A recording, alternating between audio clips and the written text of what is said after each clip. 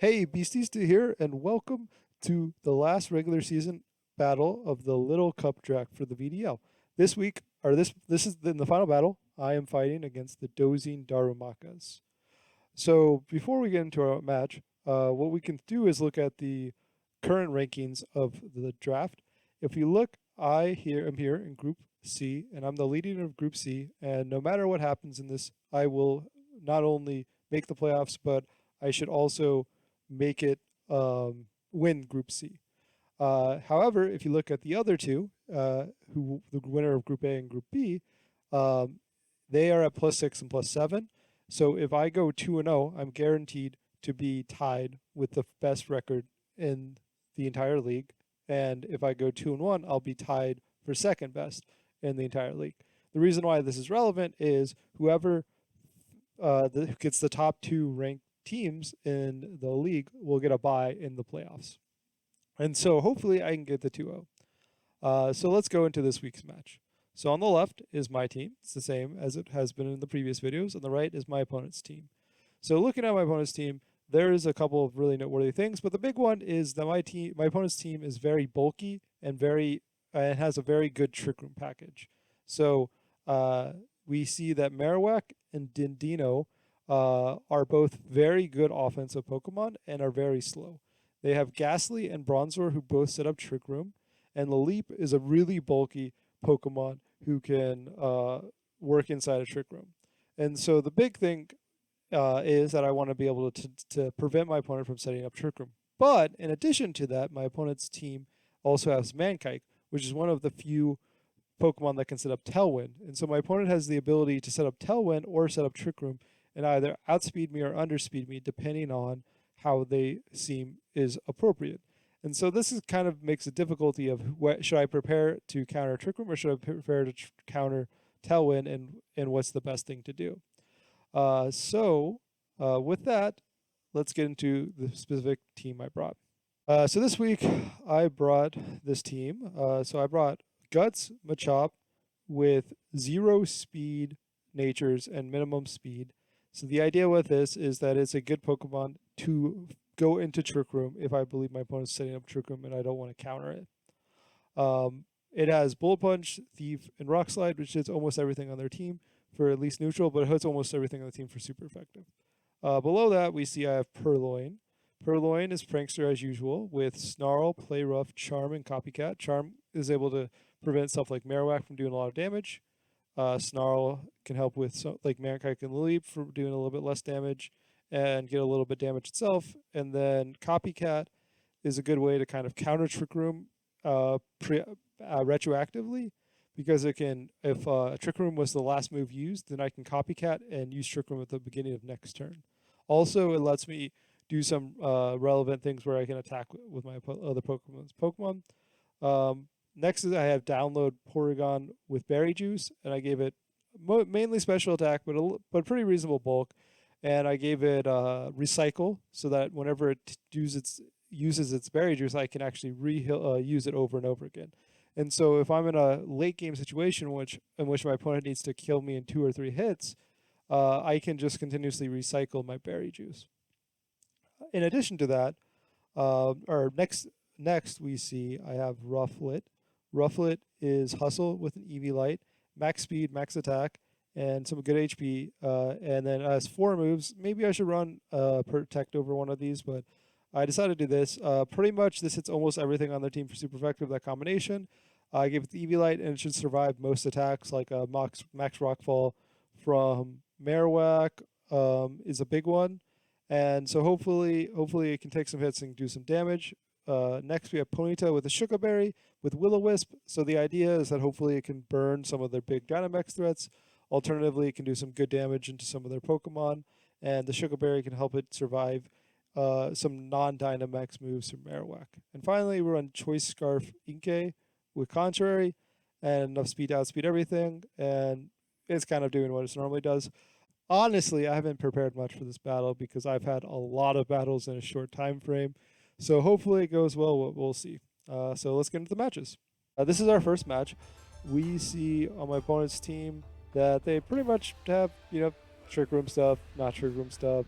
They didn't bring Score Bunny. That's kind of the big one that's noteworthy. So on my side, I kind of am just like, okay, I probably want to read Rufflet. The question is do I want to lead it with Purloin or Ponyta?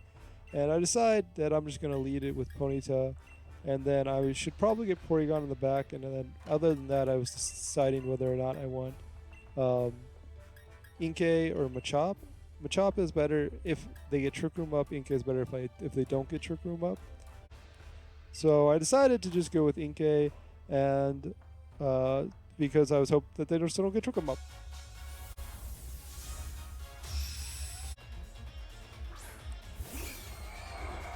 So they lead Mankite and Ghastly, and I lead Ponyta and Rufflet. This lead is pretty hard for me to deal with, in all honesty, because Ghastly threatens Trick Room and Mankite threatens Tailwind, and so it's kind of hard for me to kind of counter both. And so I'm deciding whether or not I should, max Tailwind, or should just kill Mankite to deal with the Tailwind, or if I should just kill Ghastly to deal with the possible Trick Room. I'm not sure what the optimal decision is in this situation, but I decide that I'm just going to go for killing Ghastly with my Rufflet and just hitting Mankite. So I Dynamax Rufflet, and they don't Dynamax. We see that Ghastly does Shadow Ball, and because it outspeeds my Ponyta, I know that it's a Choice Scarf, which means that they're not setting up Trick Room and that they're never planning on tricking up Trick Room, which means that my first turn ended up being definitely not optimal. And so we kill Ghastly here.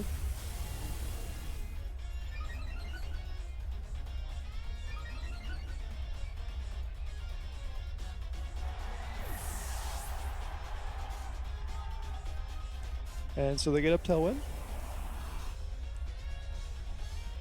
And so this is definitely not great, but there's a plus side because most of their Dynamax threats are not fast. And so we see they bring out Cubone, and one of the nice things here is I actually don't think Cubone outspeeds me even in Tailwind. And so I decided that I can just target the Mankite with Tailwind, or Max Air Strain, and Will-O-Wisp into the Cubone, because I think that my Ponyta and my Rufflet should outspeed Mankite under Tailwind.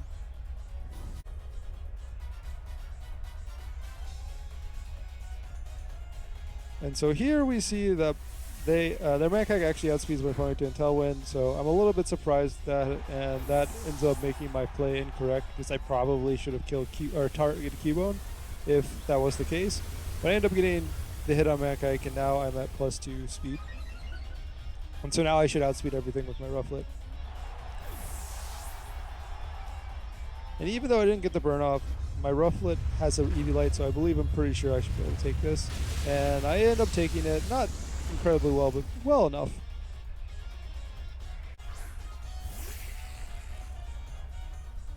And they bring out Dedeno. And so here I'm like, oh, I can just max Air Strain into Dedeno and get Inkay the speed boost, which will make sure it outspeeds Cubone. And this is a terrible decision because the Protect is relevant, but it's not that big of a deal. I completely forget about the contrary ability of Inkay. And so this actually does not increase its speed, it actually lowers its speed. So my Rufflet gets to +3 speed, which is not particularly relevant, but my Inkay gets down to -1 speed. And so now, instead of outspeeding everything in Tailwind, it actually underspeeds everything in Tailwind. And then my Rufflet dies. So I think that was a huge misplay on my side. If I would have Iron Tailed instead, or I think I would have been in a lot better shape because my Inkay then would be at +2 defense instead of just +1 defense. And I would be pretty fast, and I actually have a chance that I might have even outsped something on their side of the field. So I bring in Porygon, and I'm like, okay, hopefully Porygon's bulky enough. I end up getting the special attack boost, which is pretty relevant. And so I decided to just go with the Ice Beam onto the Cubone and a Superpower on the Dedeno because it just protected and it should definitely kill it if I get the attack off.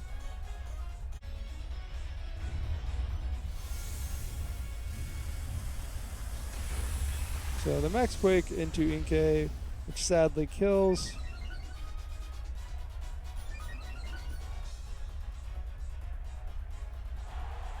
And I think it might have honestly survived if I was at +2 defense instead of +1. And then they outrage and they kill my Porygon. I'm pretty sure that means that their Dedino is Hustle, because I don't think it would kill if it wasn't Hustle. And with that, we lose the first match, or first game, so not looking great. So here we are for game 2. So I honestly don't know what seems like a great lead for me.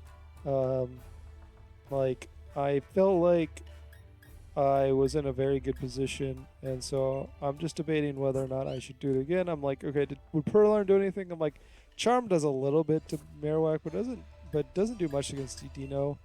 And so I decided I'm just gonna go with the same 4, lead the same Pokemon, and run the same 4.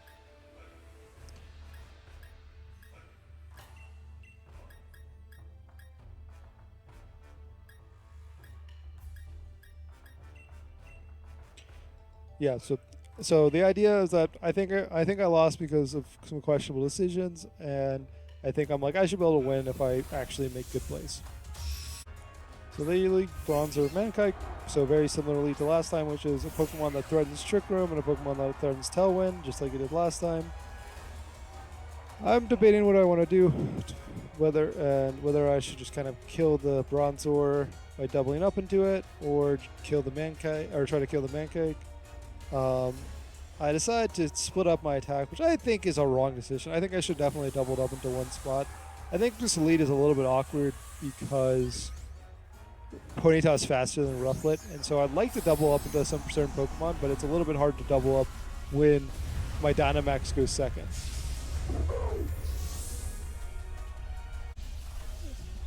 And they dynamized Mankite.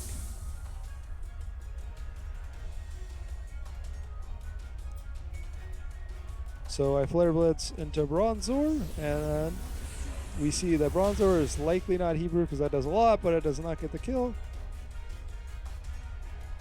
And then we get the Max Airstream, which does quite a bit of damage into Mankite, but not quite as much as I would like. And I feel like I'm in a terrible position, but I feel like I would honestly be in a very good position if I were doubled up into either of the spots.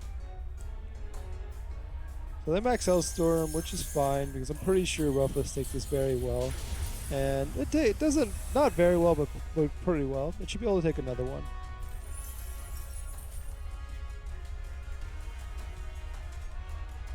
Bronzor gets some Trick Room, which looks very bad for me. And so I'm not feeling particularly good about my spot. And so I decided to try to kill the Bronzor with that, and I'm debating if I want to do a different attack instead of Max Airstream because Tailwind's up, or Trick Room's up. But I decided I just do Max Airstream because it does the most damage. So they set up Reflect, and so now my Max Airstream is not going to do much damage and definitely is not going to kill.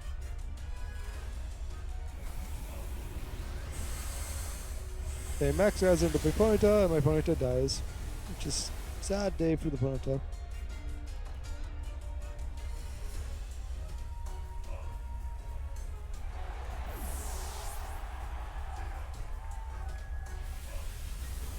And we see this Max Airstream does pretty good damage, in all honesty. It probably would have killed if they didn't get the Reflect up. And now I'm debating between Inkay and Porygon. I said Porygon because Inkay is really fast and Porygon is not particularly fast, so hopefully it might be able to underspeed some things in Tailwind, or in Trick Room. We get the attack boost, which is not good, but it's also unsurprising because Mankite has absurd special defense. So I decided I'm just going to Thunderbolt to the Mankite and go for the max Flutterby into the Bronzor because of the lower special defense and super effective. They get up the Light Stream, which is going to make, in the late game, my Porygon not do great damage, but we do kill the Mankite before it does its last move, which is good.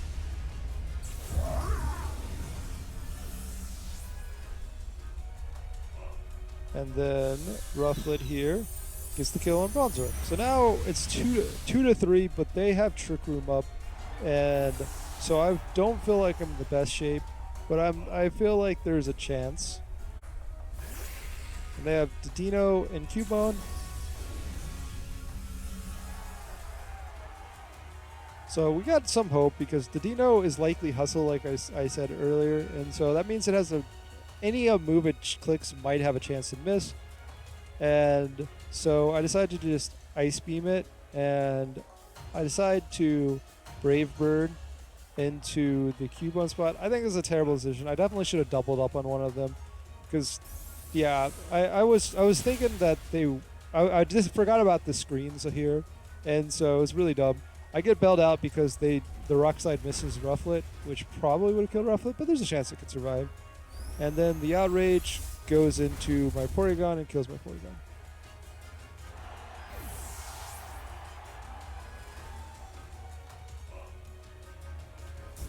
Because right here, we see I Brave Bird in the Cubone. It does about 50%, and so probably if Dino would be dead, I feel like I probably could win this. But without it, I'm feeling pretty bad. And so now my opponent just kind of needs to Rock Slide and hope Dino hits as well. And so I just a superpower into Dino spot, and I decide to just hit U-turn into it and double up into it because I regret my decision not to double up last time. So I get really lucky. My opponent hits Earthquake here and kills their own Dino and does not even hit my Rufflet because Rufflet's flying. So this is an incredibly good play helpful for me, but it's a very obvious misplay on my opponent's side. We're able to get the superpower up, and this is the last turn of Trick Room. And so Trick Room's over, and now I outspeed him.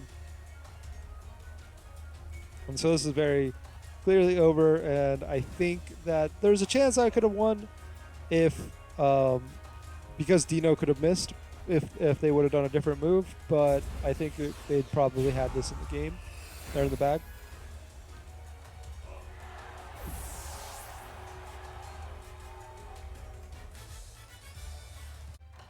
So here we are for game 3. So even though I won the last game, I'm not feeling good. So one thing I'm checking here, which I was right, my Machop does not have Dynamax candies. So actually I can't reasonably Dynamax it, and I was thinking about Dynamaxing this game in case my opponent set up Trick Room, but like I said, I don't feel good about this because I feel like I should have been 0-2'd here, but because of a misplay on my opponent, I have a chance. And so I'm like, I don't see a better lead than what I've been doing. I don't like it, but I definitely feel like I can't. It seems like a reasonable lead. And so the question is, what do I want the back? I decided Machop seems pretty good as an option to if they set up Trick Room again. And here I'm just debating whether or not Purloin does anything particularly relevant, and it honestly doesn't look like it does too much. So I decided to just go with Porygon because Porygon is just kind of my generically good Pokemon. So they lead Mantike will leap. Then I lead Rufflet Ponyta. So I'm deciding what I want to do. I decide I want to deal with the Leap because the Leap has pretty good rock damage into my Rufflet spot. And so I'm deciding on how I want to kill it. And so my thought is if they set up Tail with Mankite, I want the Earstream boost. However, if I do Max Flutterby, it does more damage. It also lowers the special attack of Mankite in case they want to Dynamax it again. I decided to do Max Airstreaming to play around the Tailwind, and I decided to play Rough into the Mankite spot just to get some damage on it. So I Dynamax Rufflet, and we see that they also Dynamax something. So they Dynamax the Leap. And I immediately regret my decision to Max Fly in instead of Max Bug. And as previously done, I also think that my decision to not double up into a Pokemon is going to massively punish me, and I probably should have done that more.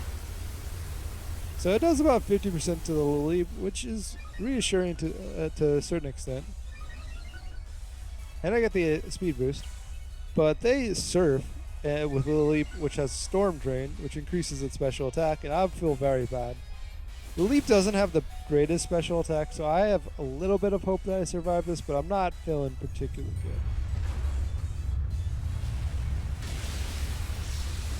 And it dies. So I feel pretty bad about my spot. I'm like, I feel like my opponent has got this in the bag now.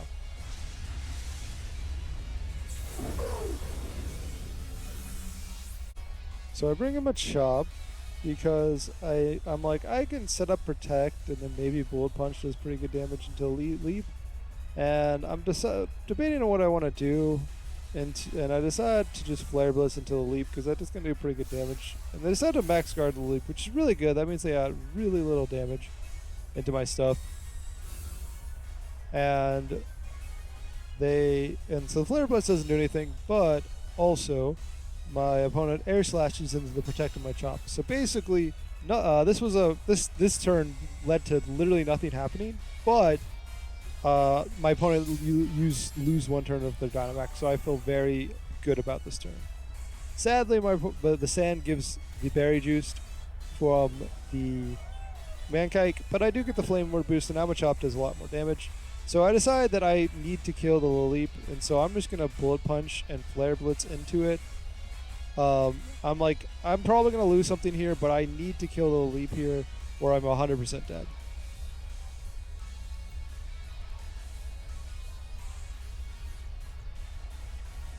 And my opponent withdraws the Mankite, which is very good for me. This makes me feel very like there's a chance for me to come back because I'm likely going to kill a Leap and it's not lose anything. So the double up does kill Leap, which is good. It did not look like it was it looked like it might not have killed, but it ended up killing.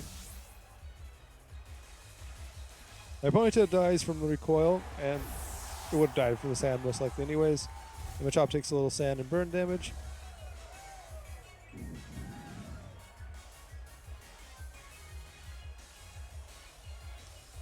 And so now it's 2 versus 3, but I have some reasonable Pokemon. And here it's a little bit, we see that they have the Ghastly, and I do get the special attack boost, which is nice. And so I'm debating on if I should protect or should just Bullet Punch. I'm like, there's a good chance that they, Earthquake or do something like that. I decide to go for the kill on that and the Bullet Punch and Ghastly because Ghastly is not particularly bulky. I think it was an incorrect decision and I should have just protected because it's very obvious that I'm going to be targeted and then the shop's off by at least something. But I do the Bullet Punch and it does about 50% to Ghastly, which is relevant but not that big of a deal. And then Ghastly Psychics and it ends up getting the kill of the Machop after the burn and sand and the Earthquake. So the Earthquake, it does very good damage into my Porygon, which is concerning, but I do have the Berry Juice, so I get healed up back to full.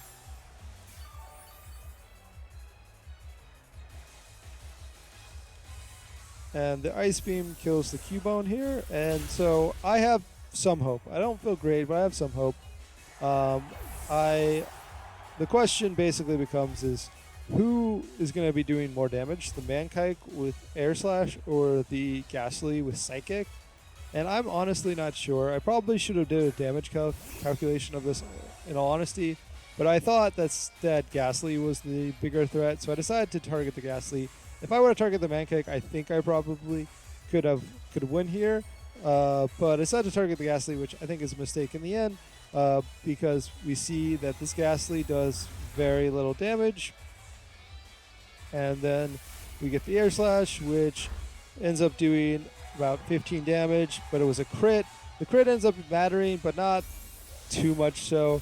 If I didn't get crit and I would have targeted the Mankite and been able to one-shot Mankite with Thunderbolt, I probably would have been able to win this. But now the game's completely over. I just need to hope that their only damaging move they click Air Slash and they miss, even though it's a 95% accurate move. So they end up hitting, and I end up losing. So I get my first loss of the season. My opponent has a very good team and very good play, but I feel like I played terribly, and so I feel a little bit bad about that. But my opponent played well, except for the major misplay in Game 2.